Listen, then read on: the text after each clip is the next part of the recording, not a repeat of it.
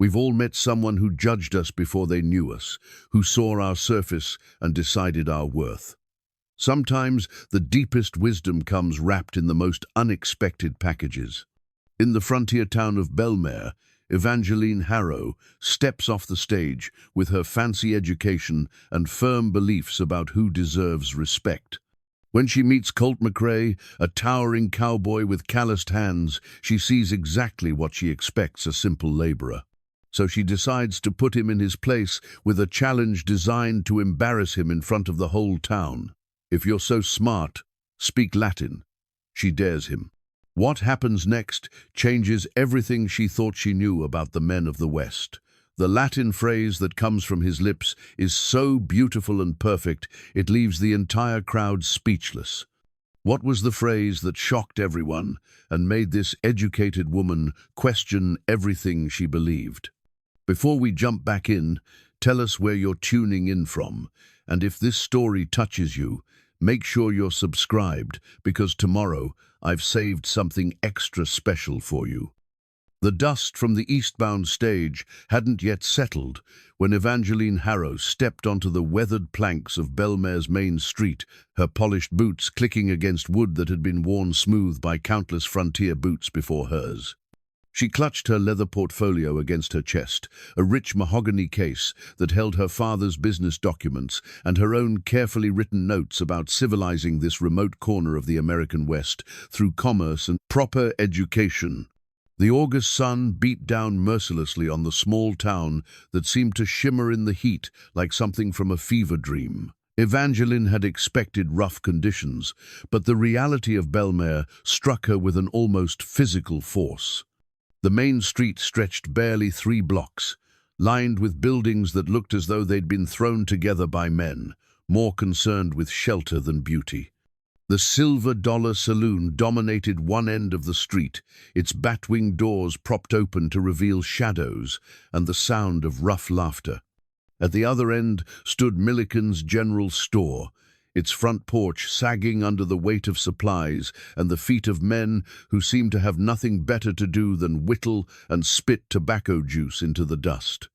Between these landmarks sat a handful of other establishments, the barber shop with its red-striped pole, the blacksmith's forge that sent sparks dancing in the afternoon air, and a small building with a hand-painted sign reading Doc Patterson Medicine, Dentistry.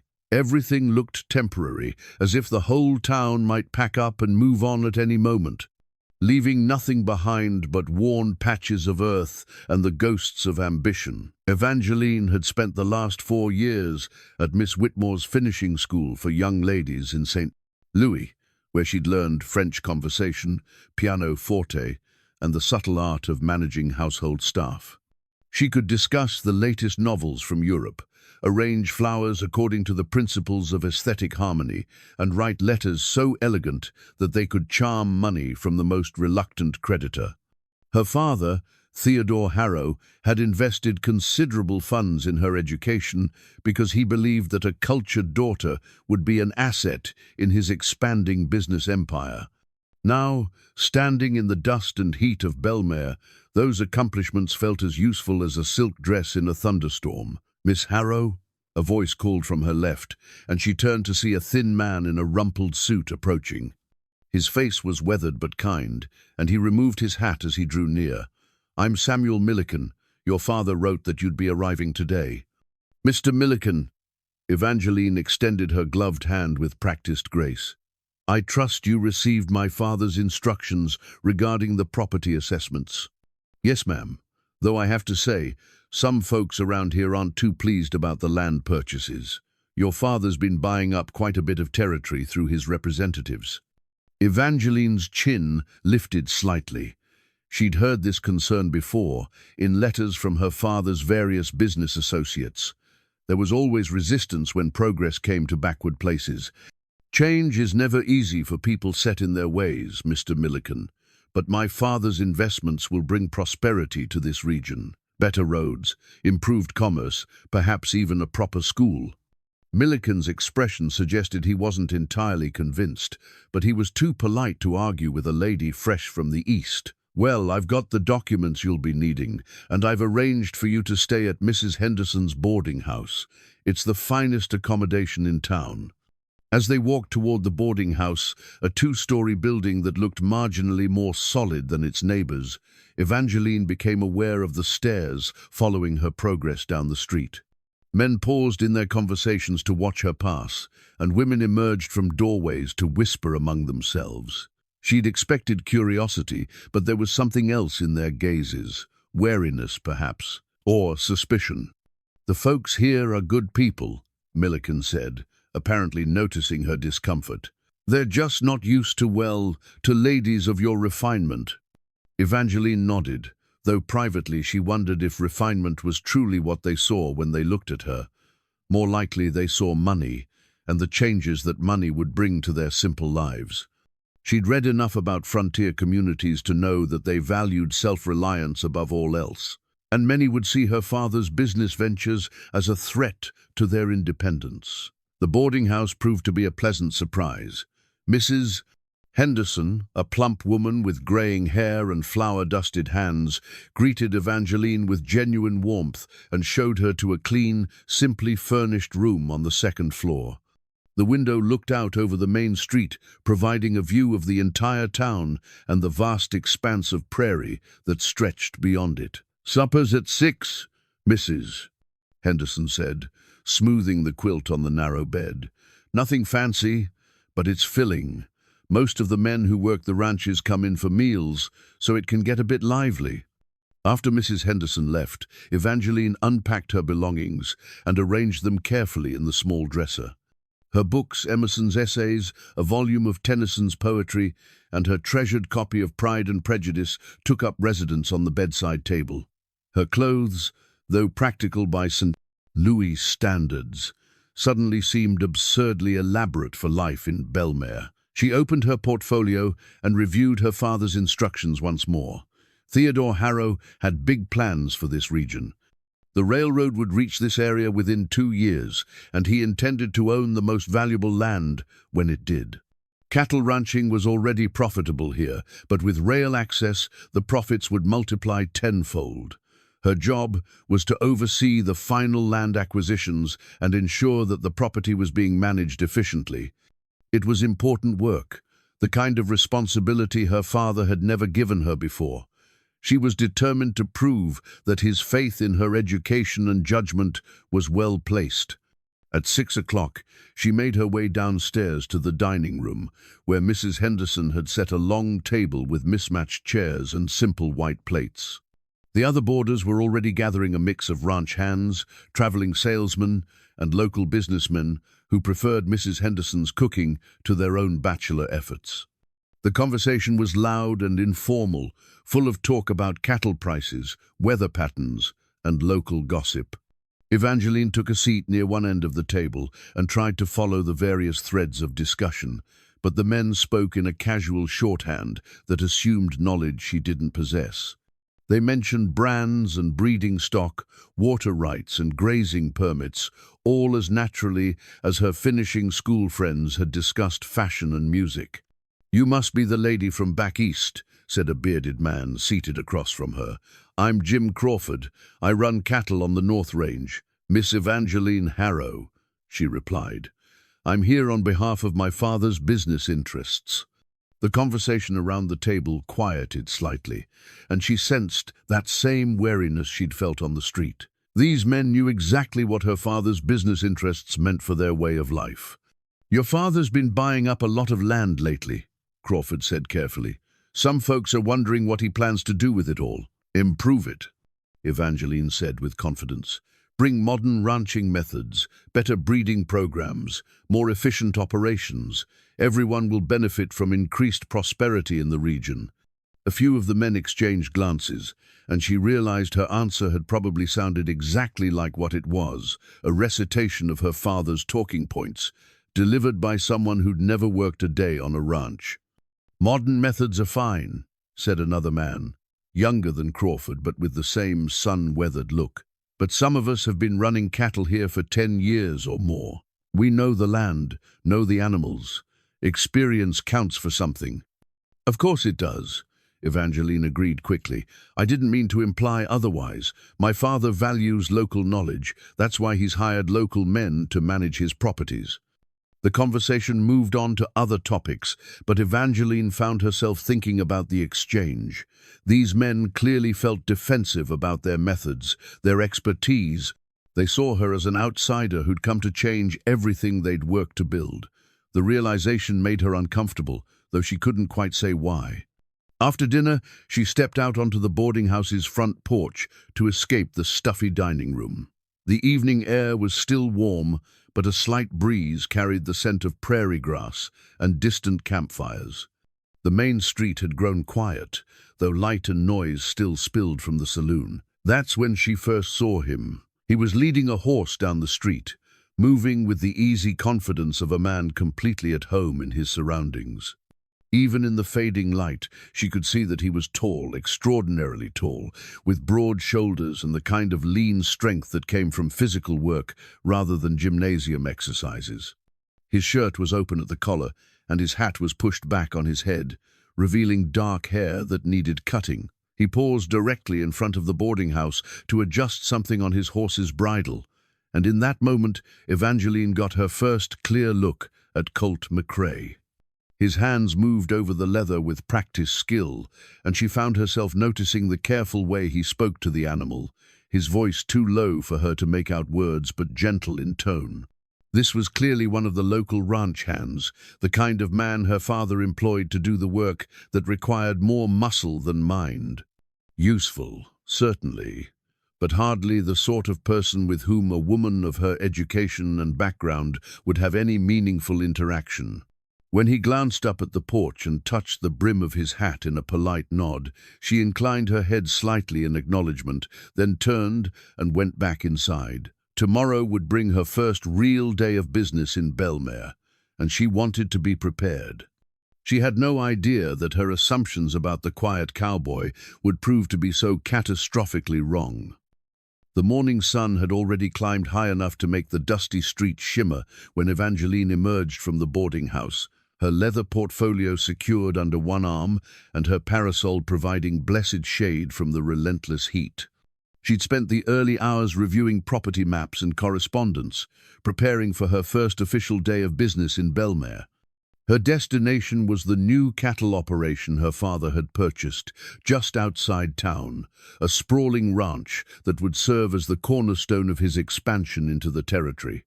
According to the paperwork, a foreman had already been hired to oversee the day-to-day operations, and she needed to inspect the property and meet with this man to discuss management strategies.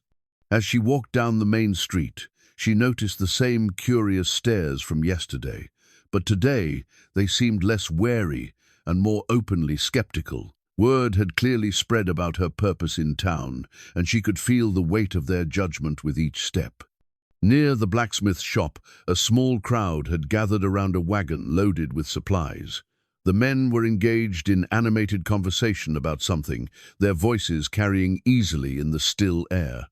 As Evangeline approached, she caught fragments of their discussion, something about water rights and grazing boundaries, technical matters that her father's associates had assured her were easily resolved with proper legal documentation. "Morning, Miss Harrow." Samuel Milliken stepped away from the group, removing his hat with the same polite deference he'd shown yesterday. "Heading out to look at the Morrison place?" "Indeed. I understand the foreman will be meeting me there to discuss the operation." She glanced toward the group of men who had fallen silent at her approach. "I hope there aren't any complications with the property transfer." "Oh, no complications exactly," Milliken said, though something in his tone suggested otherwise. "It's just that Tom Morrison ran that spread for 15 years before your father bought him out. Some folks are wondering what changes might be coming." Before Evangeline could respond, one of the men from the group spoke up, a weathered rancher she recognized from the previous evening's dinner. "Changes are already here, seems like. Morrison's foreman got himself replaced by some drifter nobody knows much about. "I'm sure my father hired someone with appropriate qualifications," Evangeline replied, her voice carrying the crisp authority she'd learned at finishing school. "Experience and references are essential for managing such an important operation." "Experience, sure," the rancher said, "but there's different kinds of experience. Book learning ain't always the same as knowing the land." The comment stung more than it should have, perhaps because it echoed her own private doubts about her qualifications for this assignment. But Evangeline had been trained never to show uncertainty in public, especially not in front of men who might mistake hesitation for weakness. "Education and practical knowledge complement each other," she said firmly.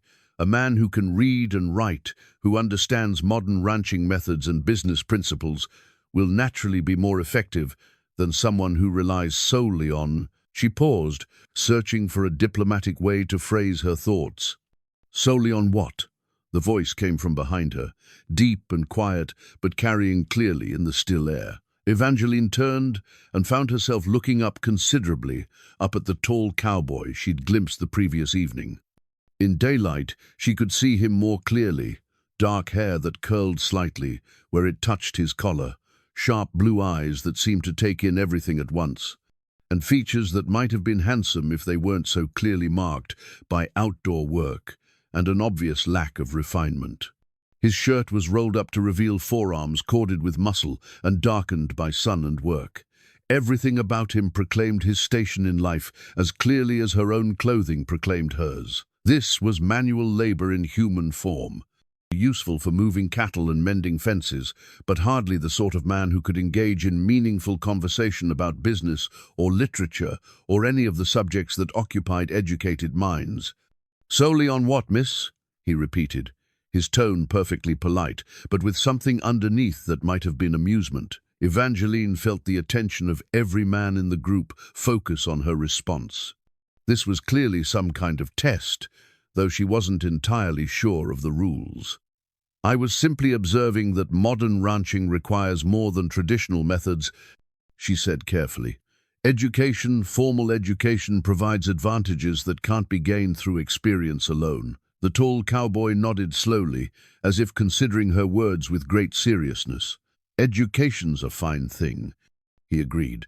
"What kind of education were you thinking of? The sort that teaches a man to read Latin and Greek, or the sort that teaches him which end of a cow gives milk?" A few of the men chuckled, and Evangeline felt heat rise in her cheeks. She was being mocked, gently but unmistakably, by a man whose own education probably hadn't extended beyond basic arithmetic and perhaps reading simple words. "Both types of knowledge have their place," she said, her voice taking on the cool tone she'd used at finishing school to put presumptuous servants in their proper place. "Though I hardly think classical languages are relevant to cattle ranching." "You might be surprised," the cowboy said mildly. "Lot of useful wisdom in those old books. Take Marcus Aurelius, for instance, Roman emperor, but he understood animals and men better than most folks." Evangeline blinked. She'd expected him to be confused by the reference, perhaps even intimidated by her superior education. Instead, he'd not only recognized the name, but demonstrated knowledge that seemed impossible given his obvious station in life. "You've read Marcus Aurelius?" she asked, unable to keep the skepticism from her voice. "Some." His tone remained perfectly even, but she caught something in his eyes, a flicker of what might have been disappointment.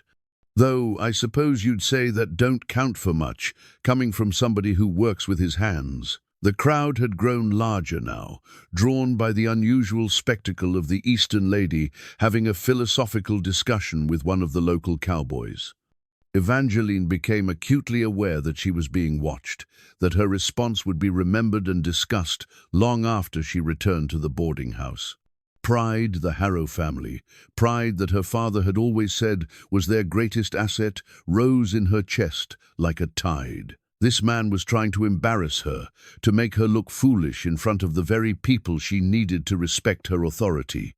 Well, she'd received the finest education money could buy, and she wasn't about to be shown up by some ranch hand who'd probably never set foot in a real library. "Anyone can claim to have read something," she said, her voice carrying clearly in the sudden quiet. True education requires more than simply turning pages. It requires understanding, analysis, the ability to engage with complex ideas in their original language. She lifted her chin and looked directly into those unsettling blue eyes. "If you're so smart, speak Latin." The words hung in the air like a challenge thrown down at a duel. The crowd pressed closer, sensing drama. Even the blacksmith had stopped his hammering to listen. For a long moment, the tall cowboy simply looked at her. Then, without ceremony or flourish, he spoke. "Amor vincit omnia, sed nos sidamus amori." His pronunciation was flawless, not the halting, uncertain delivery of someone repeating half-remembered phrases, but the smooth, confident Latin of someone who truly understood the language. The words themselves were beautiful, flowing like poetry from his lips. But it was more than just correct pronunciation. There was something in the way he said it, a depth of meaning that suggested he wasn't simply reciting, but truly speaking the ancient language. The crowd stood in absolute silence. Evangeline felt the blood drain from her face as the full impact of what had just happened hit her. She'd challenged him publicly, expecting to humiliate him, and instead he'd responded with Latin so perfect it would have impressed her professors at finishing school. "Love conquers all, but let us yield to love," he translated quietly, his eyes never leaving hers. "Virgil wrote that, though I always thought it was more complicated than most folks give it credit for." Someone in the crowd released a long, low whistle. Samuel Milliken cleared his throat uncomfortably. The blacksmith's hammer resumed its steady ringing, but it sounded different now, like a bell tolling the end of something. Evangeline stood frozen, her parasol suddenly feeling absurdly delicate in her hand, her leather portfolio with its important documents reduced to meaningless props. She'd come to Belmare, believing she understood the world and her place in it. She'd assumed that education and refinement were visible qualities, that intelligence and worth could be measured by appearance and social position. In the space of a few perfectly pronounced Latin words, all of those assumptions had crumbled to dust. The cowboy touched the brim of his hat in a gesture that managed to be both respectful and final. "Hope you have a good day, miss," he said simply, then turned and walked away, leading his horse toward the edge of town. The crowd began to disperse slowly, the men drifting back to their various occupations with the satisfied air of people who'd witnessed something memorable. Evangeline remained where she was, watching the tall figure disappear into the shimmering heat of the prairie. She'd won countless debates in the drawing rooms of St. Louis, impressed professors with her quick wit and elegant arguments. But standing in the dust of a frontier town, she'd just suffered the most complete intellectual defeat of her life at the hands of a man she'd dismissed as beneath her notice. Hidden somewhere in his belongings, she would later learn, was a worn copy of Marcus Aurelius's Meditations, its pages soft with handling and marked with careful annotations in the margins. But for now, all she knew was that nothing in her expensive education had prepared her for this moment, when her most basic assumptions about the world had been shattered by 4 words of perfect Latin. Evangeline spent the remainder of that morning in a state of bewildered distraction, going through the motions of inspecting the ranch property, while her mind remained fixed on those 4 words of flawless Latin. She'd found the new cattle operation exactly where the maps indicated, a well-maintained spread, with sturdy fences and healthy-looking livestock, but she'd been unable to focus properly on the business at hand. The foreman her father had hired turned out to be a competent man named Williams, who knew his work well enough, but every time he spoke about breeding schedules or pasture rotation, Evangeline found herself thinking about the tall cowboy's voice, speaking ancient poetry with the casual confidence of a scholar. By the time she returned to town, word of the morning's encounter had spread with the efficiency that only small communities could manage. Mrs. Henderson greeted her at the boarding house with barely concealed curiosity, and the men at dinner that evening seemed to regard her with a mixture of newfound respect and gentle amusement. "Heard you met Colt McRae this morning," said Jim Crawford, the bearded rancher, as he passed the potatoes. "Interesting fellow. That one. McRae," Evangeline repeated, filing away the name. "He works one of the local ranches. Several of them, actually. Best hand with difficult horses you'll find in 3 counties. Quiet sort, keeps to himself mostly, but there's not a rancher around here who wouldn't hire him if they could get him. He seems unusually well-spoken for his profession," Evangeline said carefully, unwilling to admit how thoroughly the encounter had unsettled her. Crawford chuckled. "That's one way to put it. Nobody knows much about where he came from originally. Showed up about 2 years ago, took work with old Morrison, and just kind of stayed. But he's got a way of surprising folks." After dinner, Evangeline retreated to her room and tried to concentrate on her correspondence, but the letters to her father seemed stilted and incomplete. How could she explain that her first day of business had been overshadowed by a philosophical discussion with a ranch hand? How could she describe the way her certainties had crumbled under the weight of perfect Latin pronunciation? She'd been raised to believe that breeding and education created clear distinctions between people, that a man's station in life was visible in his manners, his speech, his knowledge of the proper subjects. Colt McRae, even his name sounded like something from a dime novel, had shattered those beliefs as easily as breaking kindling. The next morning brought her first real glimpse of him at work. She'd risen early and walked to the edge of town, ostensibly to review some boundary markers, but really because she hoped to understand more about the man who'd so thoroughly disrupted her worldview. She found him in a corral behind the livery stable, working with a horse that was clearly giving him trouble. The animal, a large bay gelding, was dancing and snorting, its eyes rolling white with fear or anger. Most men would have resorted to force, using ropes and harsh words to subdue such resistance. Instead, Colt moved with infinite patience, his voice a low, steady murmur that seemed to reach something deep in the animal's mind. He held a hand-carved chess set, balanced on the top rail of the corral, white and black pieces crafted with surprising artistry, the knights' heads detailed enough to show individual features, the bishop's robes flowing in miniature folds. Evangeline watched from a distance as he worked, noting the way he never raised his voice or made sudden movements. There was something almost musical in his approach, a rhythm that the horse gradually began to match. After 20 minutes of patient work, the gelding allowed him to approach, then to touch its neck, then finally to slip a bridle over its head. "Beautiful work," she found herself saying, stepping closer to the fence. Colt looked up, apparently unsurprised by her presence. "He's not mean," he said, stroking the horse's neck, "just afraid. Somebody used harsh methods on him before I got here." "I meant the chess set," Evangeline said, gesturing toward the carved pieces. "Did you make that?" For the first time since she'd met him, she saw something that might have been embarrassment cross his features. "Winter evenings get long," he said simply. "Man needs something to keep his hands busy." She moved closer, studying the intricate carving work. Each piece was perfectly proportioned, the details so fine they must have taken hours to complete. This wasn't the rough whittling she might have expected from a ranch hand killing time. This was genuine artistry, the work of someone with both skill and patience. "Do you play?" she asked. "Some." He lifted the set down from the fence rail, his large hands handling the delicate pieces with surprising gentleness. "Though it's hard to find opponents out here, most folks think it's a waste of time." "I learned at finishing school," Evangeline said, then immediately regretted the words.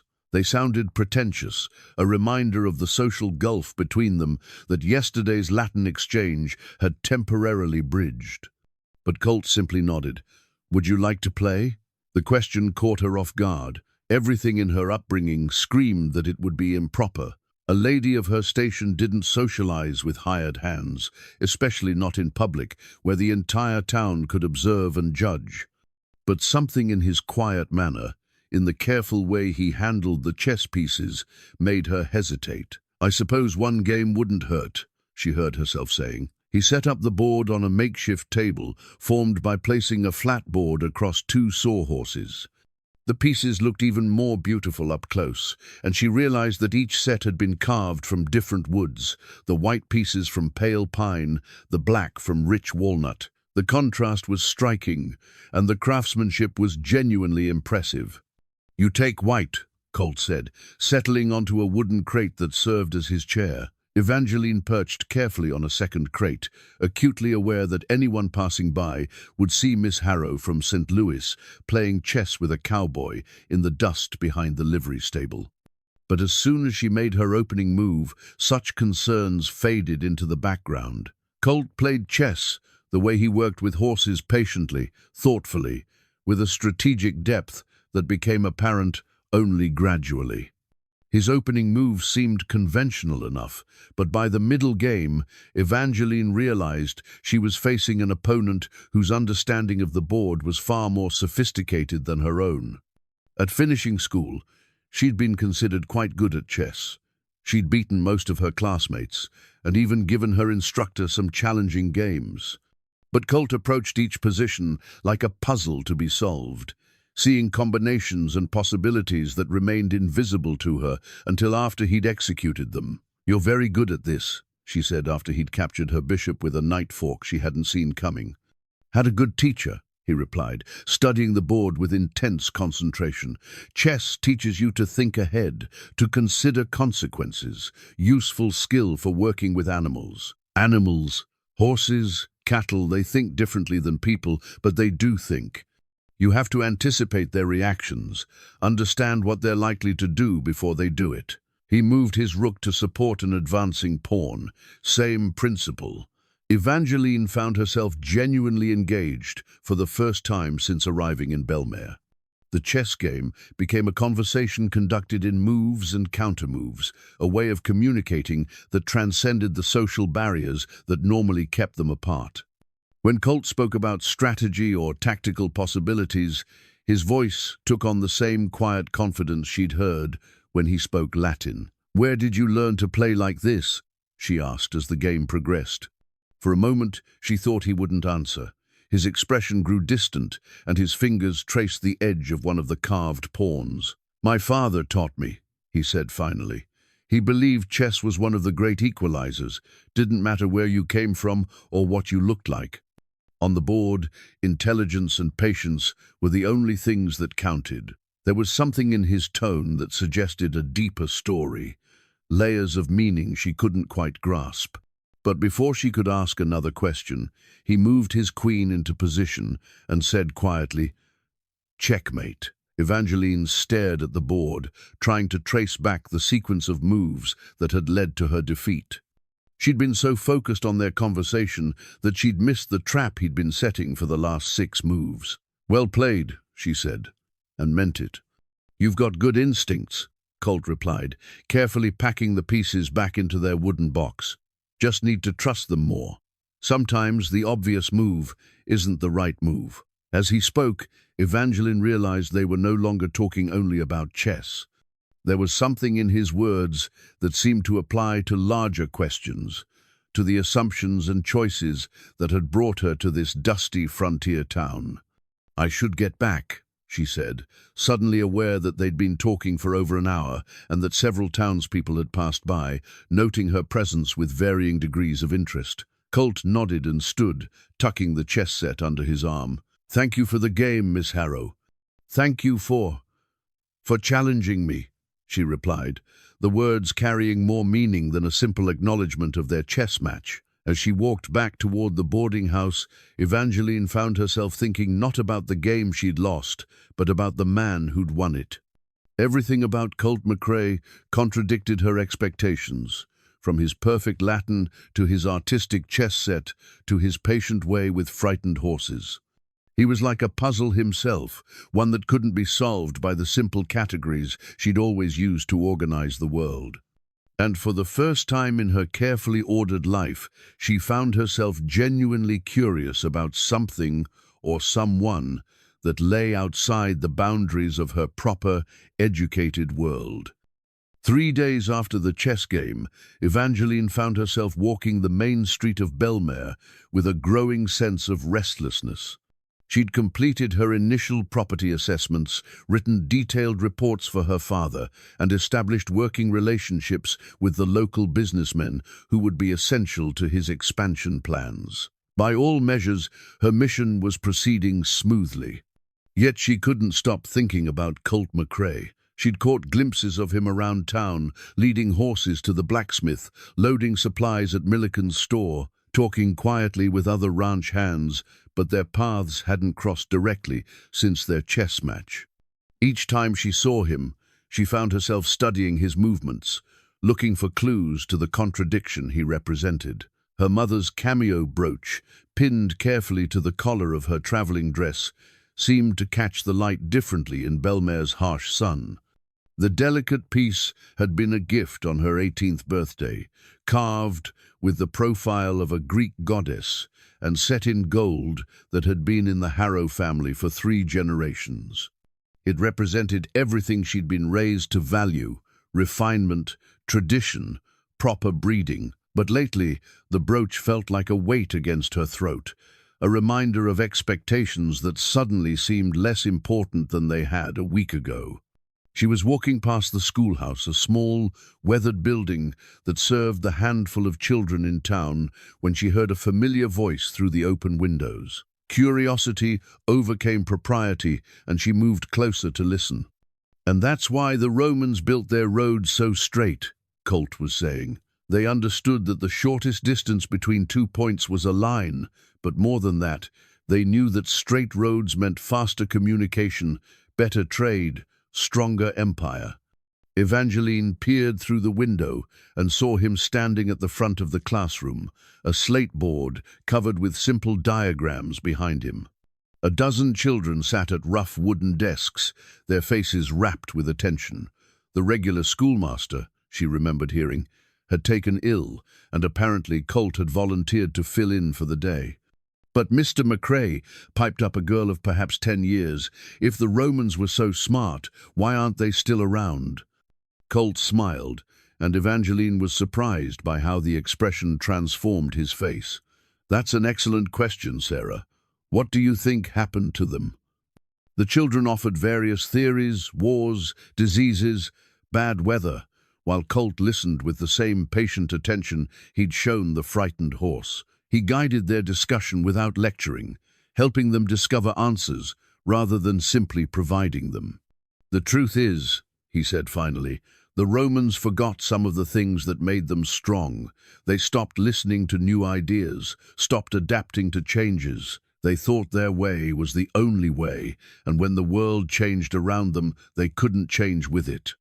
One of the older boys raised his hand. "Is that why you know so much about them, because you study what went wrong?" "Partly," Colt replied, "but mostly I study them because they built beautiful things and wrote beautiful words, and beauty doesn't disappear just because the people who made it are gone. When you read Marcus Aurelius or Virgil, you're talking to men who lived 2,000 years ago. Death couldn't silence them." Evangeline felt something twist in her chest at his words.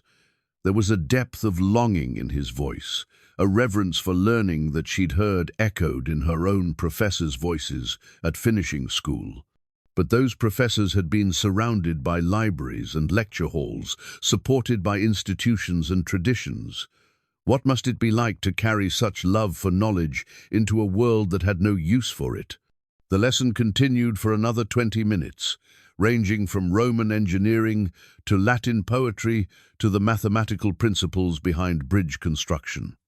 Colt spoke easily about subjects that most frontier children would never encounter, but he did it in ways that made the ideas accessible and interesting. When the children finally filed out for their lunch break, chattering excitedly about aqueducts and gladiators, Evangeline found herself standing alone outside the schoolhouse as Colt emerged. "Miss Harrow," he said, touching his hat brim in his customary greeting. "Didn't expect to see you here. I was curious about the lesson," she admitted. "The children seemed very engaged. They're smart kids. Just need someone to show them that learning can be interesting instead of just memorizing facts." He closed the schoolhouse door behind him. Most of them won't get much formal education, so I try to give them a taste of what's out there. You volunteer to teach? When needed. Mrs. Patterson usually handles it, but she's been under the weather. He adjusted the books under his arm. She could see the worn spine of what looked like a volume of Emerson's essays. Not much call for classical education in cattle country. There was no bitterness in his voice, but Evangeline caught an undertone of resignation that made her want to ask questions she had no right to ask. Instead, she found herself saying, "I couldn't help but notice that you were reading Emerson." Colt glanced down at the book. Self-reliance seemed appropriate for this part of the world. "A foolish consistency is the hobgoblin of little minds," Evangeline quoted, "adored by little statesmen and philosophers and divines. With consistency, a great soul has simply nothing to do." Colt continued the passage. "He may as well concern himself with his shadow on the wall." They stood looking at each other in the afternoon sun, the shared quotation hanging between them like a bridge across the gulf of their different worlds. Evangeline realized she was holding her breath. "Would you like to borrow it?" Colt asked finally. "When I'm finished." The offer was so unexpected that she almost laughed. "I have my own copy, thank you. I brought several books with me from St. Louis." "What kind of books?" "Poetry, mostly. Tennyson, Browning, some novels I'm particularly fond of, Jane Austen." She paused, then added impulsively, "What do you read, besides Emerson and Marcus Aurelius?" "Whatever I can find. Shakespeare, when I can get it, though the comedies work better than the tragedies out here. Thoreau, though his ideas about simple living are easier to practice on the frontier than they probably were in Massachusetts." He shifted the book to his other hand. "Sometimes I think Walden Pond would seem like a crowded city after a month alone on the range." Evangeline found herself genuinely curious about his reading habits, about the inner life that such reading implied. "Where do you find books? There's no library in Belmare." "I pick them up when I can, trade for them sometimes. There's a traveling preacher who comes through twice a year with a trunk full of books he's collected. Most folks want the Bible stories, but he's usually got other things too." Colt's expression grew slightly wistful. "Found a copy of Paradise Lost that way. Took me 3 months to work through it, but it was worth every page." "Milton," Evangeline said softly. "That's not exactly light reading." "No, but beautiful.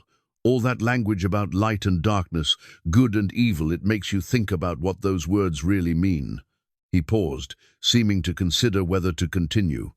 "Sometimes when I'm out on night watch, with nothing but stars and cattle for company, I think about Satan's speech in the first book. Better to reign in hell than serve in heaven. Makes you wonder what freedom really costs." The conversation was moving into territory that felt both intimate and dangerous. Evangeline could see neighbors watching from across the street, could imagine the gossip that would follow if she was seen having extended philosophical discussions with a ranch hand. But something in Colt's manner, the careful way he spoke about ideas that clearly mattered to him, made it impossible to simply walk away. "You sound like you miss it," she said. "Academic discussion, I mean." "Sometimes." His answer was honest but guarded. "Though I've learned there are different kinds of wisdom. Books teach you what people have thought, but working with animals and weather and land teaches you things books can't. Both matter." Before Evangeline could respond, a voice called her name from across the street. "Mrs." Henderson was waving from the boarding house porch, probably wondering why her genteel guest was lingering in conversation with one of the local cowboys. "I should go," Evangeline said reluctantly. "Of course." Colt stepped aside to let her pass. "Enjoy your Tennyson, Miss Harrow." As she walked toward the boarding house, Evangeline found herself thinking about the cameo brooch at her throat. 3 generations of Harrow women had worn it, each of them moving through lives carefully circumscribed by social expectations and proper behavior. But for the first time, those expectations felt less like protection and more like a cage. That evening, she sat in her room reading In Memoriam, but Tennyson's elegant verses about loss and memory kept giving way to thoughts of Colt's voice, quoting Emerson, of his patient way with children and frightened animals, of the longing she'd heard when he spoke about Paradise Lost. She was discovering that assumptions could be dangerous things, not just the assumptions she'd made about him, but the assumptions she'd always made about herself and what she wanted from life. The cameo brooch sat on her dresser, catching the lamplight like a reminder of everything she was supposed to be. But in the growing darkness outside her window, she could hear the sounds of a frontier town settling into evening, and for the first time since arriving in Belmare, those sounds didn't seem foreign or frightening. They seemed like possibilities. 2 weeks into her stay in Belmare, Evangeline found herself in an unexpected position, working alongside Colt McRae on plans for expanding the cattle operation. What had begun as a formal business consultation had evolved into something resembling a partnership, though she wasn't entirely sure how the transformation had occurred. It started when Williams, the foreman her father had hired, suffered a broken leg in a fall from his horse. With the man laid up for at least a month, Evangeline had needed someone knowledgeable about cattle and land management to help her evaluate potential improvements to the ranch. Several people had recommended Colt, and despite her reservations about the propriety of the arrangement, she'd found herself asking for his assistance.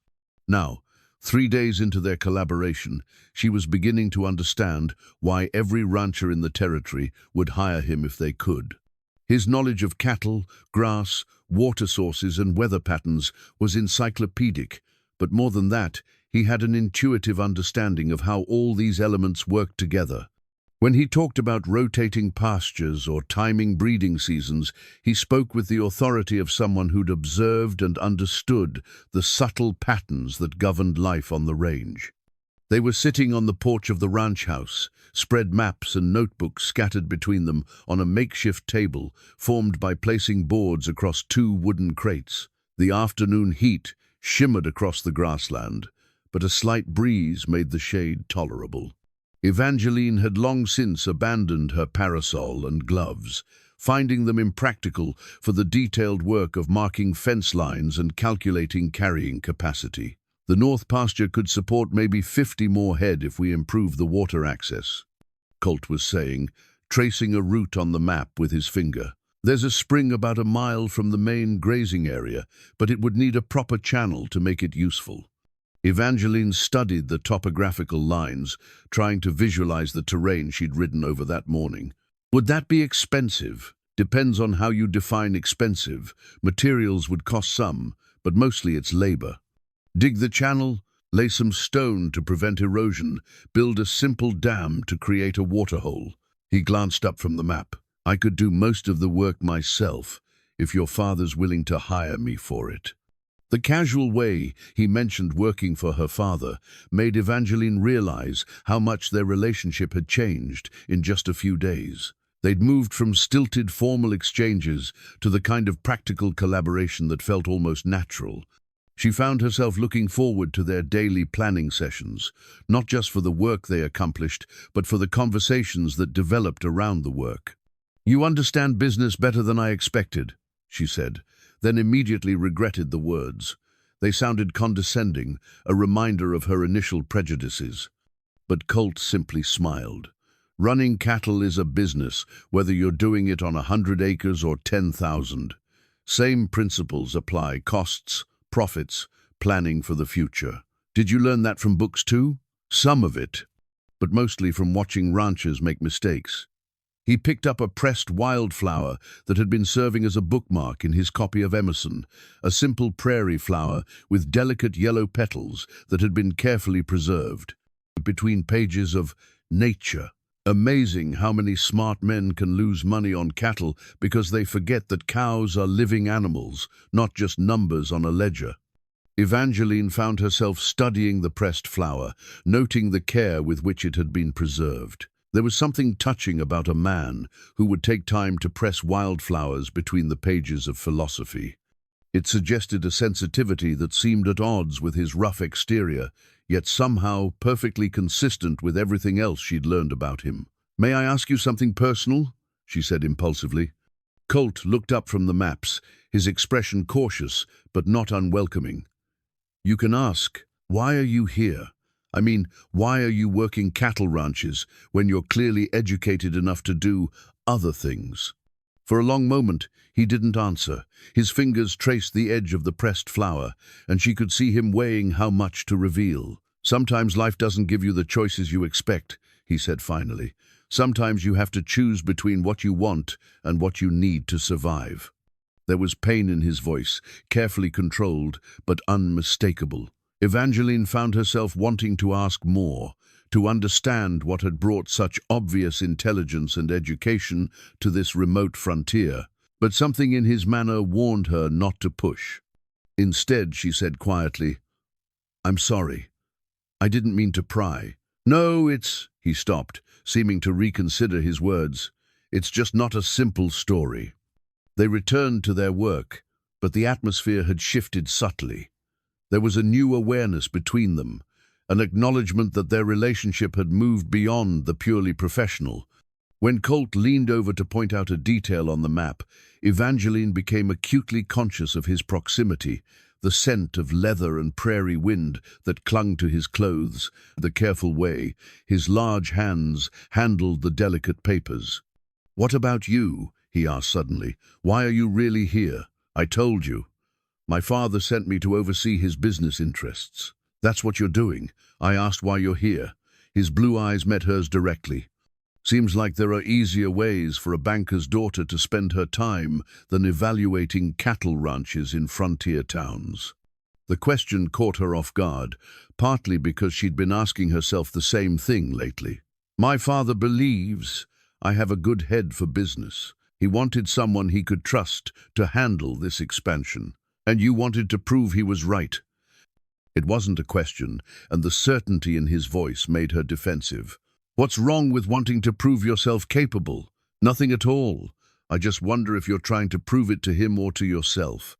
The observation hit closer to home than she wanted to admit. For weeks now, she'd been telling herself that this assignment was about demonstrating her value to her father's business empire. But sitting here in the afternoon heat, working alongside a man who challenged every assumption she'd ever held about intelligence and worth, she was beginning to suspect her motivations were more complicated than that. "Maybe both," she admitted. "Nothing wrong with that either," Colt said gently. "Sometimes the hardest person to convince is yourself." They worked in comfortable silence for a while, the maps and notebooks spreading between them like a bridge between their different worlds. When Evangeline looked up, she realized the sun had moved considerably lower in the sky, casting longer shadows across the grassland. "We should probably head back to town," she said reluctantly. As they gathered their materials, Colt's hand brushed against hers while reaching for one of the notebooks. The contact was brief and accidental, but it sent an unexpected shock through her system. She looked up to find him watching her with an expression she couldn't quite read. "Miss Harrow," he said quietly. "Yes?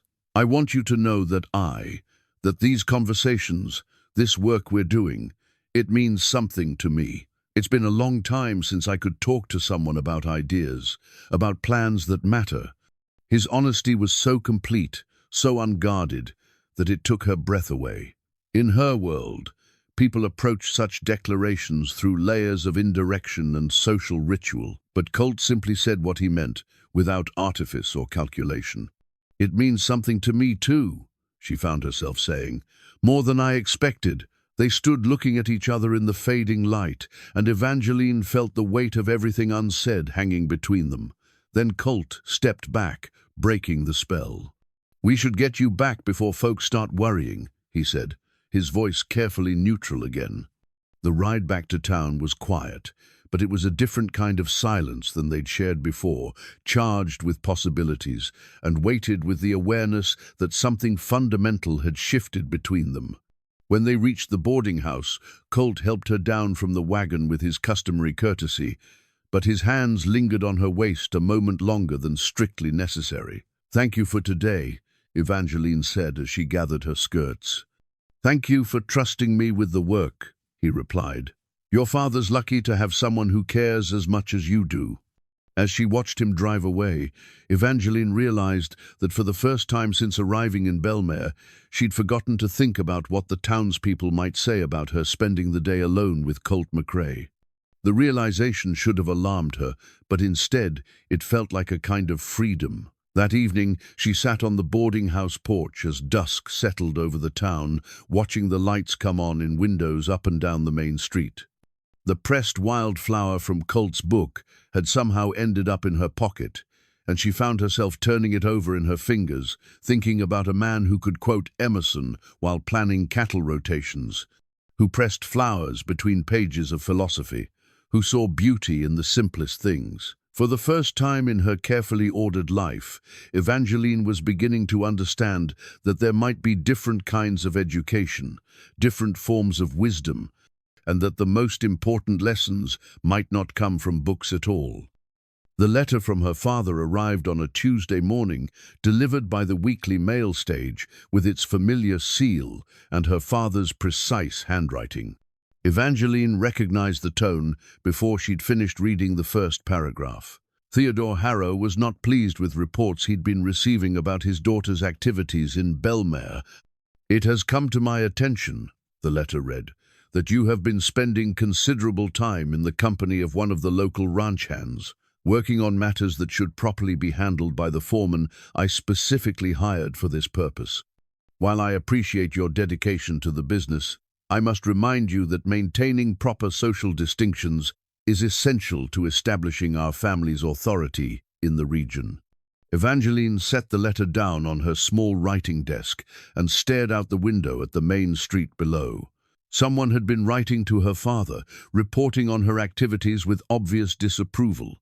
The knowledge shouldn't have surprised her. Small towns thrived on gossip, and her collaboration with Colt had hardly been secret, but it stung nonetheless.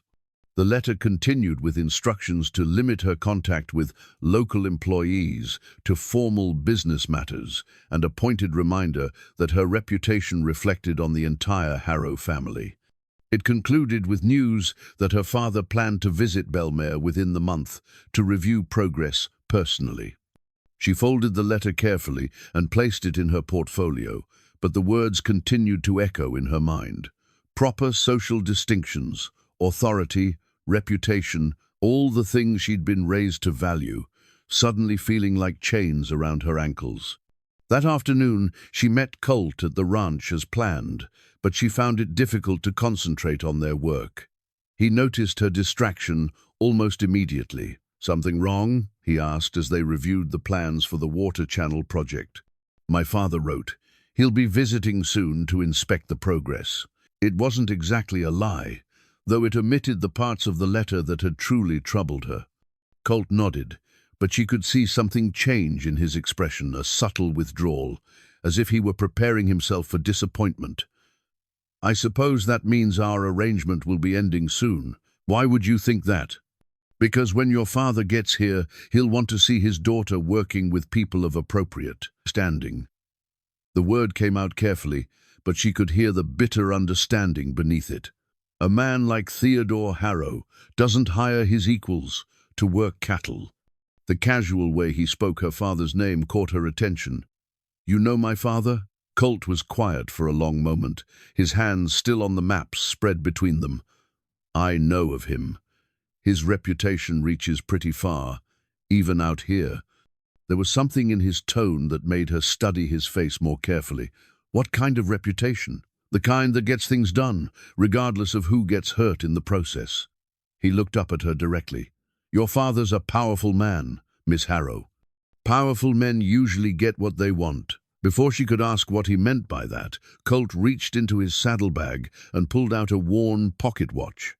The case was silver, tarnished with age and use, and when he opened it, she could see an inscription on the inner cover. The words were in Latin, engraved in elegant script, "Tempus fugit, amor mane."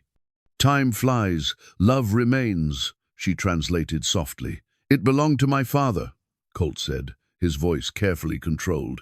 "He was a professor of classics at a small college back east. Not wealthy, not powerful, but he believed in things like truth and justice and the value of knowledge. Evangeline felt something cold settle in her stomach. Was? He died 5 years ago, lost his position first, then his health, then everything else. Colt's fingers traced the inscription on the watch. Turns out that when powerful men want something, professors of classics don't have much power to stop them. The pieces of a puzzle she hadn't known she was solving began to fall into place. What happened? The college owned some land that a railroad company wanted. The college president was prepared to sell at a fair price, but my father and a few other professors raised questions about the deal. They'd noticed irregularities in the paperwork, suspected that someone was getting paid twice for the same land. Colt snapped the watch closed and returned it to his pocket. They were right, but asking questions about powerful men's business deals turned out to be dangerous. My father and his colleagues found themselves accused of various improprieties, dismissed from their positions, blacklisted from other institutions. That's terrible, but surely there were legal remedies. Legal remedies require money and influence, Colt said quietly. Things my father didn't have. The men he'd opposed did. By the time the truth came out, my father had spent everything he had trying to clear his name.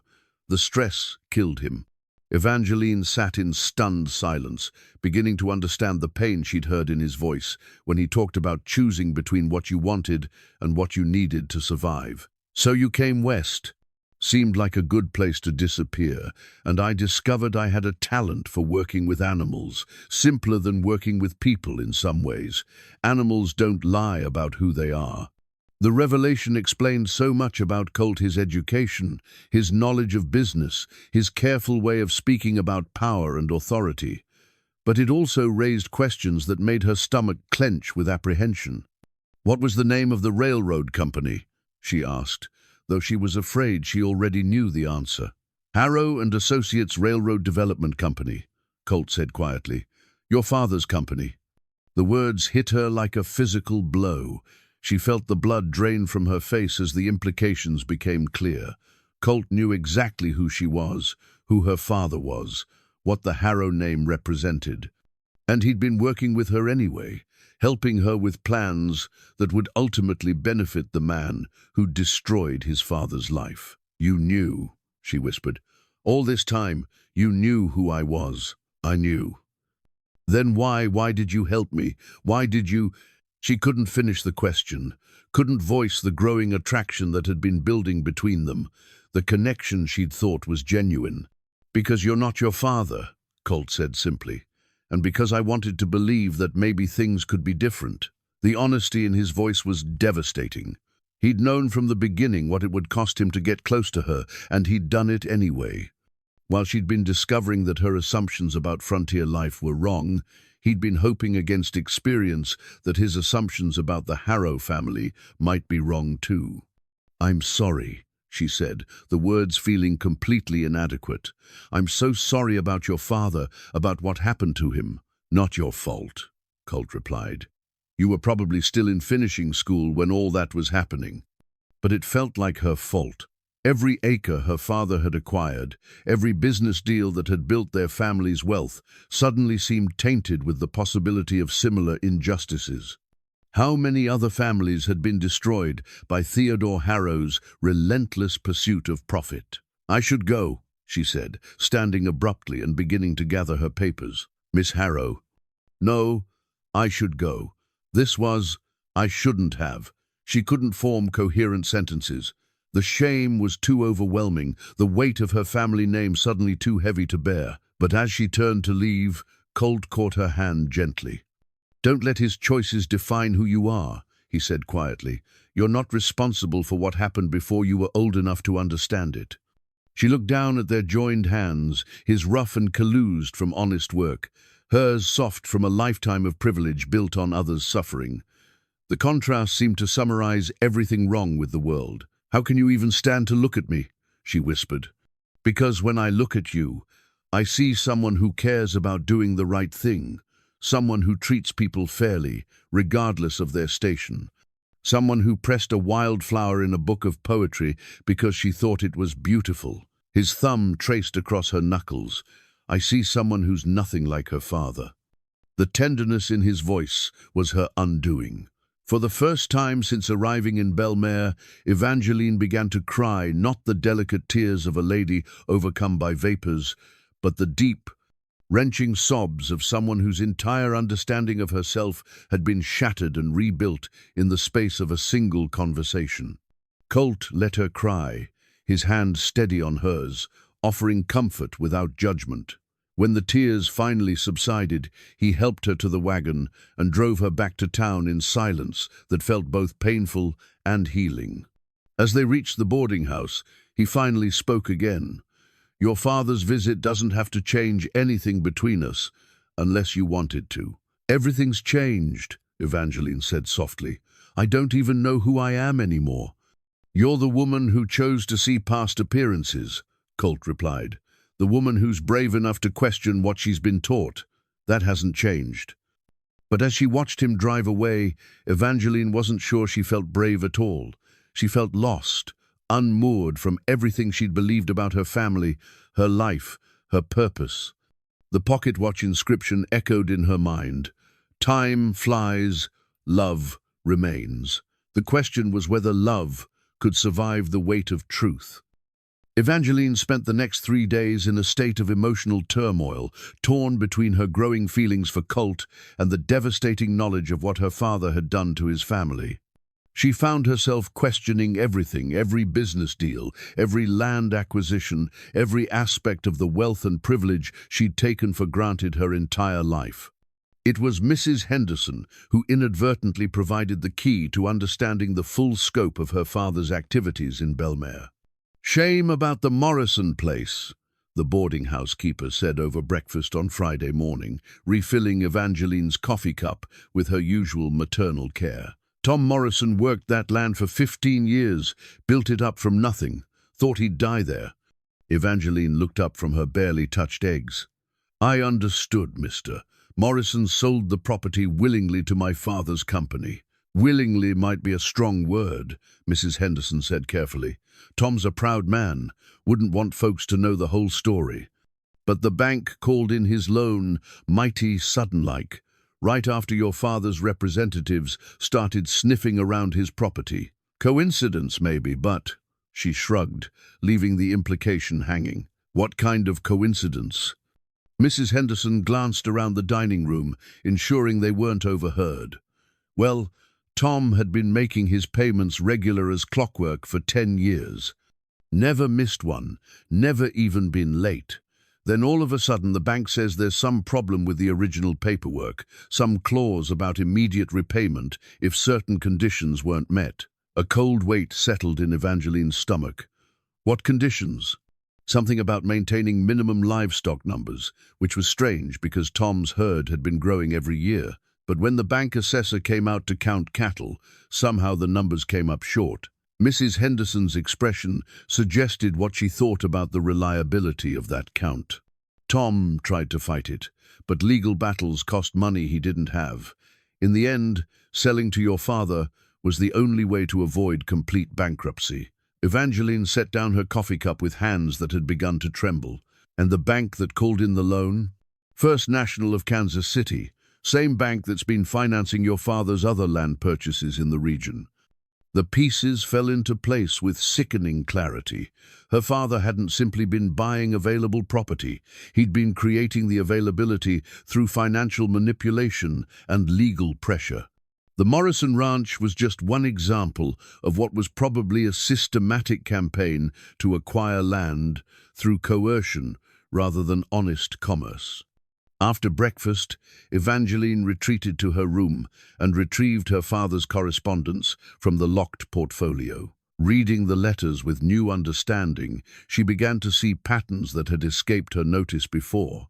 References to expediting acquisitions and resolving ownership complications took on sinister new meanings. A letter dated 3 weeks earlier mentioned finalizing the arrangements with the local banking representative and expressed satisfaction that resistance to our expansion has been largely eliminated. Her hands shook as she found the specific document she was looking for, a copy of the deed for the Morrison property. The paperwork appeared perfectly legal, but now she understood the pressure tactics that had made the sale voluntary. A soft knock at her door interrupted her investigation. When she opened it, she found Samuel Milliken standing in the hallway, his hat in his hands, and his expression troubled. "Miss Harrow, I'm sorry to disturb you, but there's something I think you should know. Something I probably should have told you when you first arrived." She stepped aside to let him enter, her heart already racing with apprehension about what new revelation might be coming. "It's about the land purchases your father's been making," Milliken said without preamble, "and about some documents that, well, that aren't exactly what they appear to be." "What do you mean?" Milliken reached into his jacket and pulled out a folded paper. "This is a copy of the original deed for the Morrison property, the one Tom Morrison signed 15 years ago when he bought the land." Evangeline unfolded the document and studied it carefully. It looked standard enough, but Milliken pointed to a specific clause near the bottom of the page. "See this section about livestock requirements? That clause wasn't in the original deed Tom signed. It was added later, after your father's representatives had time to examine the property and identify ways to create leverage." "Added how?" "Forgery," Milliken said bluntly. "Very good forgery, but forgery nonetheless. I know because I witnessed Tom's original signature, and I can see where new text has been inserted using slightly different ink and handwriting."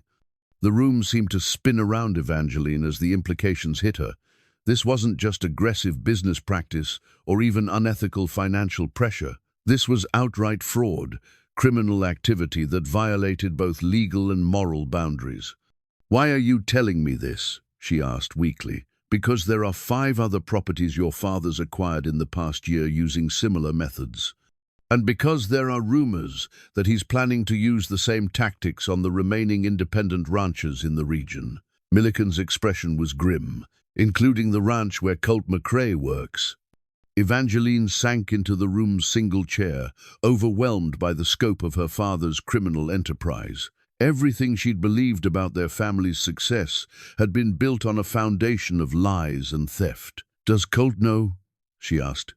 "He suspects something. Most of the independent ranchers do, but they don't have proof, and they don't have the money to fight Theodore Harrow in court, even if they did." Milliken paused. "That's why I'm coming to you. You're the only person with both access to the real documentation and the power to do something about it." "What could I possibly do? I'm just—" "You're Theodore Harrow's daughter and his official representative in this region," Milliken interrupted. "If you were to discover irregularities in the land acquisitions and report them to the appropriate authorities, it would carry weight that accusations from local ranchers never could." The suggestion was both thrilling and terrifying. She had the power to stop her father's illegal activities, to prevent other families from suffering the fate of the Morrisons and the McRaes. But doing so would mean betraying her own family, destroying her father's business empire, and probably ending any possibility of a comfortable future for herself. "I need to think about this," she said finally. "Of course.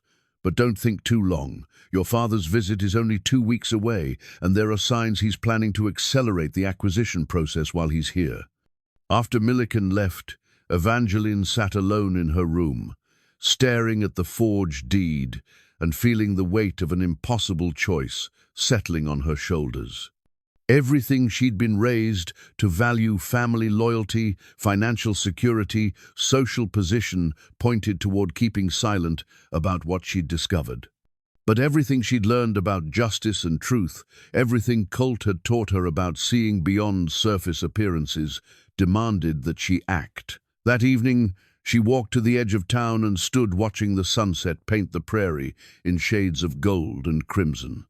The landscape that had seemed harsh and foreign when she first arrived now looked beautiful to her, full of possibility and honest struggle. She thought about Tom Morrison building his ranch from nothing, about Colt's father dying in poverty while fighting for truth, about all the families whose lives had been destroyed by Theodore Harrow's relentless pursuit of profit. The forged deed felt heavy in her hands as she made her decision. Some things were more important than family loyalty. Some principles were worth any sacrifice. When she returned to the boarding house, she began drafting 2 letters. The first was to the territorial authorities, formally reporting the fraudulent documents and requesting a full investigation of the land acquisitions. The second was to her father, informing him that his daughter had discovered the truth about his business practices and could no longer be part of them. By the time she finished writing, the moon had risen over Bellmare, casting silver light across the town, where she'd discovered both love and the courage to fight for what was right. Tomorrow, she would send the letters and face the consequences. The little girl who had arrived from St. Louis 3 weeks ago, secure in her assumptions about family and society, was gone forever.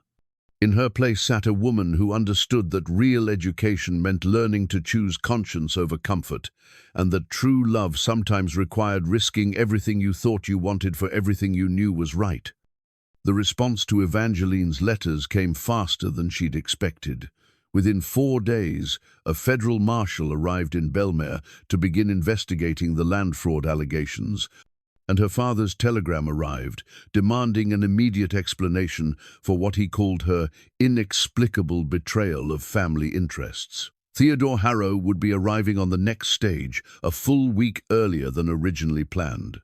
Evangeline spent those intervening days in a strange state of suspended animation, knowing that her decision had set in motion events that would fundamentally alter the course of her life, but unable to predict exactly what form those changes would take. The resignation letter she'd written to formally sever her connection with her father's business sat on her dresser like a ticking bomb, waiting for the moment when she would have to deliver it in person. She'd seen little of Colt since revealing the truth about the forged documents to Marshal Henderson. The federal investigation required that potential witnesses avoid discussing the case among themselves, which meant that despite her desperate desire to talk to him about what was happening, she was forced to maintain a careful distance. But she could see him sometimes, working with horses near the livery stable or helping other ranchers prepare for what everyone understood would be a difficult confrontation with Theodore Harrow. There was something different about him now, a tension in his movements, a watchfulness in his expression that suggested he was preparing for battle. The entire town seemed to be holding its breath. Word of the federal investigation had spread quickly, and suddenly, people who had been forced to sell their land to Harrow's representatives were coming forward with stories of pressure, tactics, and suspicious circumstances. The Silver Dollar Saloon had become an unofficial headquarters for comparing experiences and sharing evidence, and Evangeline could hear the low murmur of intense conversations whenever she passed by. Mrs. Henderson had been kindness itself throughout the ordeal, providing emotional support without asking intrusive questions. But even she seemed subdued, understanding that the young woman who had arrived as Theodore Harrow's daughter might not remain welcome in her boarding house much longer. "You're doing the right thing," she said on the morning of Theodore's expected arrival, setting a cup of coffee in front of Evangeline's untouched breakfast. "Takes courage to stand up to family when they're in the wrong." "I hope so," Evangeline replied, though privately she was struggling with doubts that seemed to multiply with each passing hour. "I keep wondering if there might have been another way, something that wouldn't require destroying everything." "Some things need destroying," Mrs. Henderson said firmly. "Better to tear down what's rotten and build something honest than to let the corruption spread." By noon, a crowd had gathered on the main street to await the stage. It wasn't a hostile crowd exactly, but there was an undercurrent of tension that made the air feel charged with possibility. These people had lived with the consequences of Theodore Harrow's business practices for months, and now they would finally have a chance to confront the man himself. Evangeline positioned herself on the boarding house porch, her resignation letter folded in her portfolio and her hands clasped tightly to keep them from shaking. She'd chosen to wear her simplest dress, dark blue cotton, with minimal decoration, rather than the elaborate traveling costume she'd worn when first arriving in Belmare. The change felt symbolic, a physical representation of how much she'd changed during her time in the frontier town. The stage arrived punctually at 1 o'clock, raising the familiar cloud of dust that settled over everything like a blessing or a curse, depending on your perspective.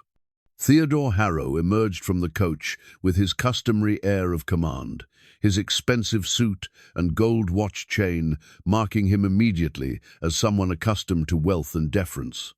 At 52, he remained an imposing figure, tall and broad-shouldered like Evangeline herself, with greying hair that added gravitas to his already commanding presence. He surveyed the assembled crowd with the calculating gaze of a man who saw everything in terms of profit and loss, opportunity and obstacle. "Evangeline," he said, spotting her on the porch and striding over with barely controlled anger, "I trust you have an explanation for this nonsense about federal investigations and fraudulent documents." She stood slowly, feeling the weight of dozens of eyes watching their reunion. "Hello, Father. Yes, I believe I can explain everything." "Then you can start by telling me why a federal marshal is examining documents that should be private business correspondence, and why my own daughter has apparently been cooperating with an investigation into her own family's affairs." The accusation in his voice was unmistakable, but Evangeline found that it bothered her less than she'd expected. Standing here in the town where she'd learned to see past surface appearances, facing the man whose criminal activities had destroyed families like the McRaes, she felt a clarity of purpose that surprised her with its strength. "Because those documents prove that you've been using forgery and fraud to steal land from honest families," she said clearly, her voice carrying across the suddenly quiet street, "and because I couldn't continue to be part of it." Theodore's face darkened with a rage she'd rarely seen from him. "You ungrateful little fool. Everything I've built, everything our family has, comes from having the vision and courage to take opportunities that weaker men let slip away.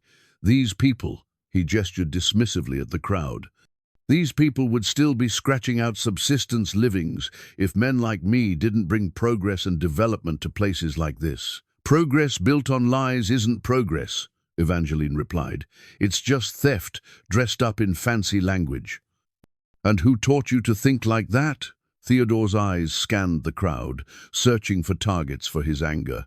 "Some local agitator who's been filling your head with romantic nonsense about noble poverty and honest labor." Before Evangeline could respond, Colt stepped forward from the crowd. He moved with the same quiet confidence she'd come to associate with him, but there was something harder in his expression now, something that spoke of old injuries and long-delayed justice. "Nobody had to teach her anything," he said calmly. "She figured out the truth on her own, because she's got more integrity in her little finger than you've got in your whole body." Theodore's attention fixed on Colt with the intensity of a predator recognizing a threat. "And you are Colt McRae, son of Professor Jonathan McRae, who died trying to expose your business practices 5 years ago." The recognition dawned slowly on Theodore's face, followed by something that might have been surprise or even grudging respect. "McRae, I remember that situation. Your father was an idealistic fool who didn't understand how business works in the real world." "My father was an honest man who refused to let criminals destroy people's lives for profit," Colt replied, his voice level but edged with steel. "Just like your daughter's doing now." The confrontation was drawing more spectators, and Evangeline realized that the moment she'd been dreading and anticipating for days had finally arrived. This wasn't just about her personal relationship with her father anymore. It was about everything she'd learned in Belmare, everything she'd discovered about justice and truth, and the courage to stand up for what was right. "Father," she said, pulling the resignation letter from her portfolio with hands that had finally stopped shaking. "I can't work for you anymore. I can't be part of a business that builds wealth by destroying other people's lives." Theodore stared at the letter as if it were a weapon pointed at his heart. "You're throwing away everything, Evangeline. Your future, your security, your family. For what? For these people who'll forget you the moment it's convenient? For the chance to sleep at night knowing I didn't participate in something I knew was wrong," she replied. "For the chance to build something honest instead of inheriting something rotten." As she handed him the letter, she felt a weight lift from her shoulders that she hadn't even realized she'd been carrying. The scared young woman who had stepped off the stage 3 weeks ago was truly gone, replaced by someone who understood that real strength came not from power over others, but from the courage to do what was right, regardless of the cost. Theodore read the letter quickly, his expression growing darker with each line. When he finished, he looked up at his daughter with something that might have been genuine confusion. "You're serious about this? Completely serious? Then you're a bigger fool than your mother was," he said bitterly, "and just as naive about how the world really works." The insult to her mother's memory struck deeper than his anger at her own actions. But before Evangeline could respond, Marshal Henderson stepped forward from the crowd. "Mr. Harrow, I'm going to need you to come with me. There are some questions about your business practices that need answers." Theodore looked around the assembled crowd with the expression of a man who finally understood that his usual methods of intimidation and manipulation wouldn't work here. For the first time since Evangeline had known him, her father looked uncertain, even vulnerable. "This isn't over," he said quietly, though whether he was speaking to her, to Colt, or to the town in general wasn't clear. "No," Evangeline agreed, "but it's the beginning of something better." As she watched her father walk away with the federal marshal, she felt Colt's presence beside her, even before he spoke. "That took courage," he said softly. "It took too long," she replied. "I should have seen the truth sooner. Truth has its own timing. What matters is that you saw it when it counted." Standing there in the afternoon sun, surrounded by people who had accepted her transformation from Theodore Harrow's daughter into simply Evangeline, she realized that for the first time in her life, she was exactly where she belonged. The federal investigation moved quickly once Theodore Harrow was taken into custody. Within hours of his arrival in Belmare, Marshal Henderson had uncovered enough evidence of fraud and forgery to justify holding him for trial in the territorial capital. The local telegraph office worked overtime, sending messages to Kansas City, St. Louis, and Washington, as the scope of the Harrow business empire's illegal activities became clear. Evangeline found herself in the strange position of being both a key witness for the prosecution and the estranged daughter of the accused. The federal authorities needed her testimony about the documents she'd discovered, but they also had to navigate the delicate situation of asking a woman to testify against her own father. "You understand that your testimony could result in significant prison time for Mr. Harrow," Marshal Henderson explained during their first formal interview, "and that cooperating with this investigation will likely have serious consequences for your own financial situation." Evangeline sat in the boarding house parlor, which had been temporarily converted into an interview room, with her hands folded carefully in her lap. The weight of the decision felt enormous, but her resolve remained steady. "I understand completely," she replied, "but I also understand that my father's actions have destroyed families and livelihoods. If my testimony can prevent that from happening to others, then the personal cost doesn't matter." The marshal made notes in his official book, occasionally glancing up to study her face, as if trying to gauge her sincerity. "Miss Harrow, I have to ask, have you been influenced or coerced in any way to provide this testimony? Any threats, promises, or pressure from local residents?" The question clearly referred to Colt, though the marshal was too professional to mention him by name. Evangeline had expected this line of inquiry and had prepared her response carefully. "Marshal Henderson, I discovered the fraudulent documents before I learned about the personal connection between my father's business practices and Mr. McRae's family history. My decision to report the crimes was based on evidence, not on personal relationships." "But you acknowledge that such a relationship exists?" Evangeline felt heat rise in her cheeks, but she met the marshal's gaze directly. "I acknowledge that Mr. McRae and I have developed a friendship based on mutual respect and shared values. But that friendship is a consequence of my moral awakening, not the cause of it." After the interview, news arrived via telegraph that sent shockwaves through the town. The federal investigation had expanded beyond the Belmare land frauds to encompass Theodore Harrow's entire business empire, Similar patterns of forged documents and coercive tactics had been discovered in 3 other territories, involving dozens of properties and hundreds of thousands of dollars in fraudulent transactions. The scope of the crimes was staggering, but so were the implications for everyone who had been connected to Theodore's business dealings. Evangeline realized that her father's arrest would likely result in the seizure of most of the family assets, leaving her essentially penniless. The comfortable future she'd always taken for granted had vanished as completely as if it had never existed. That evening, she sat on the boarding house porch, watching the sunset paint the sky in brilliant shades of orange and purple.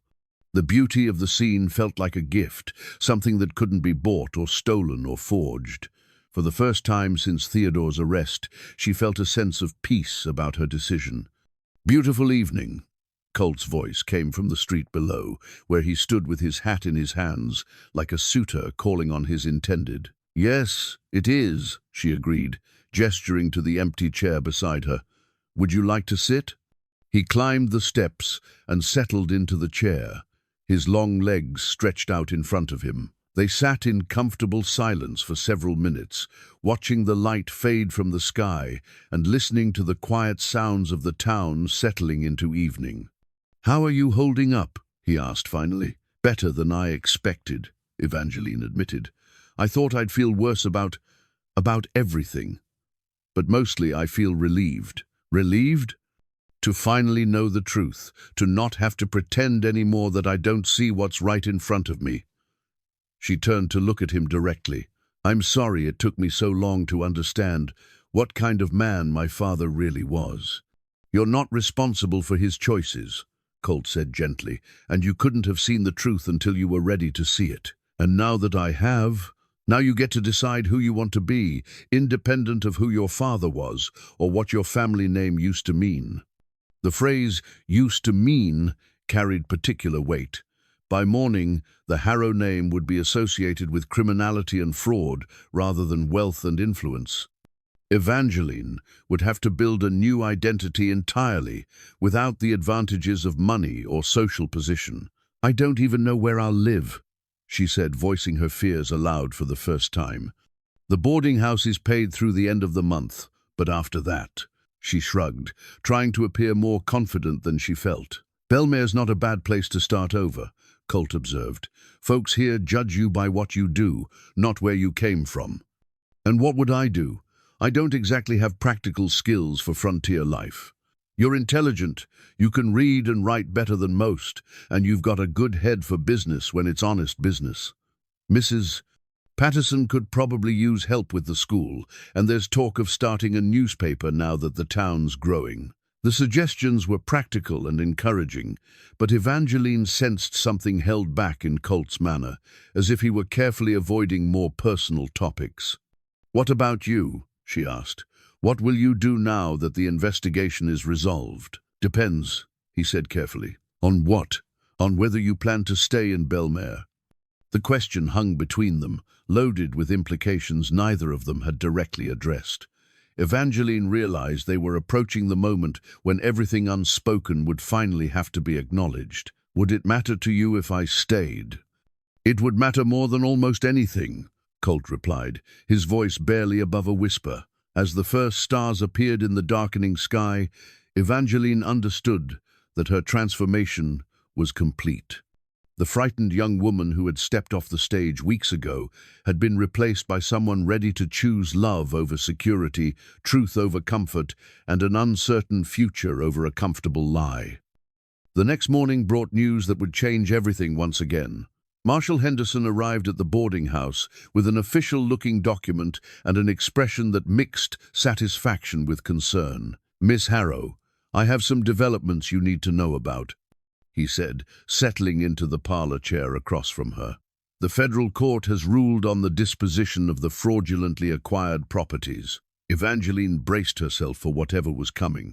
She'd assumed that the land would simply be returned to its original owners, but the legal complexities of unwinding years of fraudulent transactions were apparently more complicated than she'd understood. The court has determined that the original owners should be compensated for their losses and offered the opportunity to repurchase their properties at fair market value. The marshal continued. However, there's also the question of what to do with improvements that were made using fraudulent funds. What kind of improvements? Buildings, fencing, irrigation systems developments that increased the value of the properties but were paid for with money obtained through criminal activities. Henderson consulted his notes. In several cases, including the Morrison Ranch, the improvements represent significant investments that can't simply be ignored. I'm not sure I understand the implications. The court has proposed a solution that's somewhat unusual, but which seems fair under the circumstances. The properties will be sold at public auction, with the proceeds used first to compensate the original owners for their losses, and any remaining funds distributed to other victims of your father's fraud. Evangeline nodded, though she still wasn't clear why this news required a special visit from the marshal. The unusual part, Henderson continued, is that you've been granted first right of refusal on any properties you choose to bid on. The court recognizes that you acted in good faith to expose the crimes and that you'll be suffering significant financial hardship as a result of your father's actions. The offer was stunning in its implications. She could potentially acquire property in Belmare legally and honestly, building a future here based on her own choices rather than inherited wealth. "But I don't have any money," she said practically. "My father's assets are all frozen pending the resolution of the criminal proceedings." "That's where it gets interesting," Henderson said with something that might have been a smile. "The territorial government has established a fund to assist witnesses who cooperated with the investigation. It's not a large amount, but it might be enough to make a down payment on a smaller property, with the remainder payable over time." Before Evangeline could fully process this information, a commotion outside drew their attention to the window. A crowd was gathering in the street, and she could see several men on horseback approaching the town. As they drew closer, she recognized Tom Morrison among the riders, along with several other ranchers who had lost property to her father's schemes. "What's happening?" she asked. "I believe Mr. Morrison and the others are here to bid on their former properties," Henderson replied. "The auction is scheduled for this afternoon." Evangeline felt a sudden stab of anxiety. If the original owners were returning to reclaim their land, what place would there be for her in Belmare? She'd been assuming that her future lay in this town, with these people who had accepted her transformation, but perhaps that assumption had been naive. The auction took place in front of the courthouse, with most of the town in attendance. Evangeline stood at the back of the crowd, uncertain of her role in the proceedings, but unwilling to miss what felt like a pivotal moment in Belmare's history. Tom Morrison was the first to step forward when his former property was announced. His bid was modest but confident, based on his knowledge of what the land was truly worth. When no one else offered a competing bid, the auctioneer awarded him the property to enthusiastic applause from the crowd. The same pattern repeated for most of the other fraudulently acquired ranches. The original owners bid successfully for their former properties, often with financial help from neighbors who had pooled resources to make the repurchases possible. But when the Morrison Ranch foreman's position was mentioned, along with the small house and few acres that came with it, Tom Morrison did something unexpected. "I'd like to withdraw that property from my bid," he announced loudly. "I've got my land back, and that's enough for me. Someone else might have better use for the foreman's place." The auctioneer looked confused, but Marshal Henderson stepped forward to clarify the situation. "Mr. Morrison is within his rights to specify which portions of the property he wishes to purchase. The foreman's residence and associated land can be auctioned separately." Evangeline felt her heart begin to race as she understood what was happening. The small property would be perfect for someone starting over, someone who needed a place to build a new life from honest beginnings. "Do I hear an opening bid on the foreman's property?" the auctioneer called. $50, Evangeline called out, her voice carrying clearly across the sudden silence. The crowd turned to look at her, and she saw a mixture of surprise, approval, and encouragement in their faces. These people had watched her transformation from Theodore Harrow's privileged daughter to someone willing to sacrifice everything for principle. Now, they were seeing her take the final step in that transformation, choosing to build a future in their community based on her own efforts rather than inherited advantage. 55, called another voice, and Evangeline turned to see Colt standing near the front of the crowd. Their eyes met across the assembled townspeople, and she saw something in his expression that made her heart leap. He wasn't trying to outbid her, he was offering to share the cost, to make it possible for her to afford the property that would give her a place in Bellmare. 60, she called back, understanding that they were negotiating their future together in front of the entire town. 65, Colt replied, his voice warm with something that might have been laughter. 75, Evangeline said, abandoning the formal bidding process in favor of the more important conversation they were really having. Sold to the partnership of Miss Harrow and Mr. McRae, the auctioneer declared, apparently deciding that any bid at this point was better than continuing the unusual auction. As the crowd began to disperse, congratulating the successful bidders and discussing the day's events, Colt made his way through the people to reach Evangeline's side. "Partners?" he asked quietly. "In everything," she replied, understanding that they were making promises that went far beyond property ownership. "You realize this means you're truly committed to staying in Belmare, no going back to St. Louis society." "I wouldn't go back if they begged me," Evangeline said firmly. "This is where I belong now. This is where we belong." As the sun set over their new property, their honest property, purchased with clean money and built on shared dreams rather than stolen wealth, Evangeline realized that the scared young woman who had arrived on the stage had completed her transformation. She was no longer Theodore Harrow's daughter. She was simply Evangeline, ready to build something beautiful with the man who had taught her to see beyond surfaces to the truth beneath. 6 months later, Evangeline stood in the doorway of the small house she and Colt had transformed into their home, watching her husband work with a young horse in the corral they'd built together. The scene would have been impossible to imagine when she first arrived in Belmare, not just because she'd had no idea such a man as Colt McRae existed, but because she'd had no idea such a woman as she'd become was possible. The house itself bore testament to their partnership in ways both practical and symbolic. Above the front door, Colt had carved an inscription in the weathered wood, "Sapientia et amor," wisdom and love.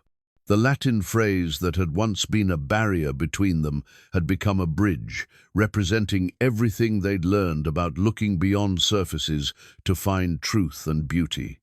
Their wedding 3 months earlier had been a community celebration unlike anything Belmare had ever seen. The entire town had contributed something: food, decorations, music, or simply their presence as witnesses to a love story that had captivated everyone who'd watched it unfold. Tom Morrison had insisted on hosting the reception at his restored ranch, saying it was only fitting that the celebration should take place on land that had been returned to its rightful owner through Evangeline's courage. The federal investigation had concluded with Theodore Harrow's conviction on multiple charges of fraud and conspiracy. He'd been sentenced to 8 years in federal prison, and his business empire had been completely dismantled. The funds recovered from liquidating his assets had been used to compensate his victims, though many had suffered losses that could never be fully repaired. Evangeline had written to her father once since his conviction, a letter that had taken her weeks to compose and had ultimately contained only a few sentences. She was sorry for what had happened to him, but she could not regret the choices she'd made. She hoped that someday he would understand that real strength came from building rather than destroying, from helping rather than exploiting. She'd received no reply and didn't expect one. The transformation of her own life had been less dramatic but more profound. She'd taken a position teaching at the Bellmare school, discovering that her education at Miss Whitmore's finishing school had actually prepared her quite well for frontier pedagogy, not because of the specific subjects she'd studied, but because she'd learned to think clearly and communicate effectively. The children adored her, especially when she and Colt team taught lessons that combined literature with practical knowledge, showing them that learning could be both beautiful and useful. In the evenings, their small house had become an informal gathering place for the scattered residents who shared a love of books and ideas. The traveling preacher still brought his trunk of books twice a year, but now he found an eager market for everything from philosophy to poetry to scientific treatises.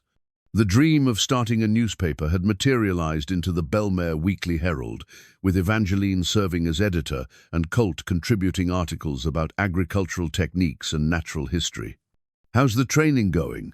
she called to Colt, as the young horse finally allowed him to approach without shying away. "She's starting to trust," he replied, his voice carrying the same patient satisfaction she'd first heard when he'd spoken Latin in the dusty street. Just needed someone to show her that not all humans mean trouble. The metaphor wasn't lost on either of them. They'd both had to learn to trust again. She to trust her own judgment after discovering how wrong she'd been about so many things, and he to trust that love could survive the weight of truth and the complications of different backgrounds. Their partnership had extended beyond their personal relationship to encompass genuine collaboration in improving life in Belmare. The town was growing steadily, attracting settlers who were drawn by stories of a community that valued honesty and hard work over social position and inherited wealth. The railroad that Theodore Harrow had schemed to control was being built by legitimate companies using honest contracts. And when it finally reached Belmare next year, the economic benefits would be shared by everyone rather than concentrated in the hands of a single corrupt businessman. As evening settled over the prairie, Evangeline found herself thinking about the cameo brooch that had once symbolized everything she'd thought she wanted to be. She'd sold it months ago to help pay for school supplies, and she didn't miss it at all. The legacy she was building now as a teacher, a wife, a member of a community that measured worth by character rather than pedigree, felt infinitely more valuable than any piece of jewelry. Colt finished his work with the horse and walked toward the house, pausing to kiss her forehead as he passed through the doorway. The gesture was casual and affectionate, the kind of unconscious intimacy that developed between people who'd chosen to build a life together based on respect and shared values rather than social expectations. "Any mail today?" he asked, washing his hands at the basin they'd placed near the window. "Letter from Mrs. Henderson. She's been invited to speak at a women's suffrage meeting in Kansas City about the role frontier women played in exposing the land frauds." Evangeline smiled at the memory of the boarding house keeper's delight at being considered an expert on anything, and a package from the Territorial Education Department, new books for the school. What kind of books? Mathematics, geography, and a complete set of Shakespeare. She paused, remembering her first encounter with Colt's unexpected literary knowledge. "I thought maybe we could read some of the comedies aloud in the evenings. Community theater, frontier style." The idea clearly appealed to him. Much ado about nothing might work well, or "as you like it." "As you like it indeed," Evangeline agreed, thinking about how appropriate the title was for their situation. They'd created exactly the life they wanted, built from honest effort and mutual affection, rather than inherited expectations or social pressure. As they prepared for sleep, Evangeline caught sight of herself in the small mirror above their dresser and was struck by how much her reflection had changed. The carefully styled hair and elaborate clothing of her St. Louis days had been replaced by simpler arrangements, more suited to active work. But the biggest change was in her expression gone, was the carefully controlled composure of a young lady trained to hide her thoughts and feelings. In its place was the open, confident bearing of a woman who knew exactly who she was and what she valued. "Do you ever regret it?" Colt asked quietly, following her gaze to the mirror. "Giving up the life you were supposed to have?" "Never," she replied without hesitation. "I didn't give up anything real. I just stopped pretending that guilt was the same as gold." Outside their window, The prairie stretched away into darkness, vast and full of possibilities. Tomorrow would bring new challenges, students to teach, community problems to solve, a future to build together one day at a time. But tonight, in the small house they'd made into a home, surrounded by books they'd chosen and furniture they'd built and dreams they'd shared, Evangeline felt the deep satisfaction that came from living a life based on truth rather than pretense. The Latin inscription above their door caught the lamplight as Colt extinguished the flame. Sapientia et amor, wisdom and love. It had taken a challenge issued in anger and answered in perfect poetry to teach them both that the most important education came not from books or schools or social position, but from the courage to see beyond surfaces to the truth beneath. And in that truth, they'd found not just love, but the foundation for a life worth living.